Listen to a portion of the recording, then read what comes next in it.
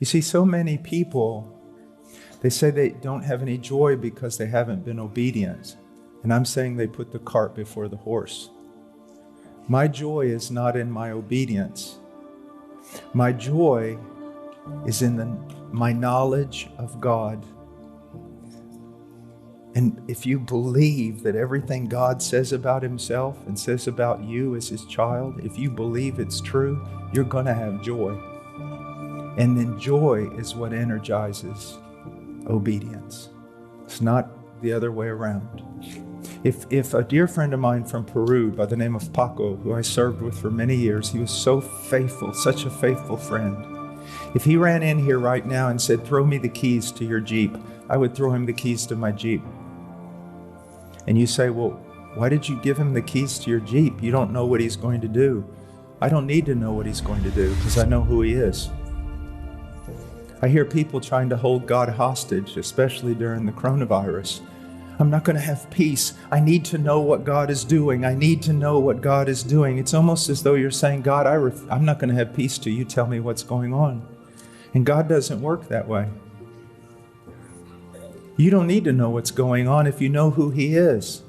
Because if you know who he is, you know whatever is going on, he's in control of it and he knows exactly what he's going to do, and it's all going to be good.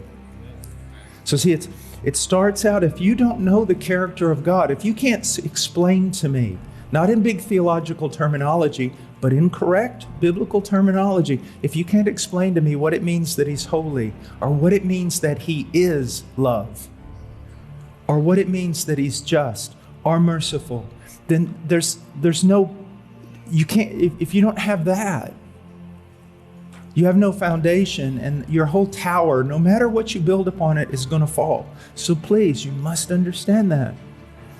Do you know who he is? His righteousness, his holiness, his love, his mercy, his grace, his kindness, his beauty, his omnipotence, his sovereignty. Do you know any of that? Do you know what he's decreed? Do you have any idea what he's decreed with regard to creation? What he's going to do with it? How he's going to make a new heaven and new earth? Do you have any idea what he's decreed regarding you? Well, then how could you ever have any joy? You don't know where we're going. You don't know what's going to happen to you. Let me just give you a quick kind of common illustration. Let's say the richest man in the world is coming under some bad press. Everyone says he's miserly and isn't kind. So he decides he's going to give an example to the entire world of how generous and kind he is, how gracious he is.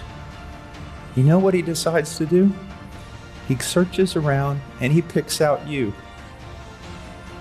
And he says, "I am going to heap all the wealth of everything I am, all my kindnesses, everything I've ever made, I'm going to just give it to this person. And then throughout the rest of their life, every day, I'm just going to increase it. Then I'm going to call everybody in the world to look at this one person that's going to be the example of my absolute kindness and generosity." Wouldn't that be neat? I wouldn't turn that down. Well, Ephesians basically is telling us that God, throughout all eternity, is going to use you to demonstrate to all creation, to angels, to principalities, to powers. He is going to spend all eternity revealing himself to all of creation. And how's he going to do it?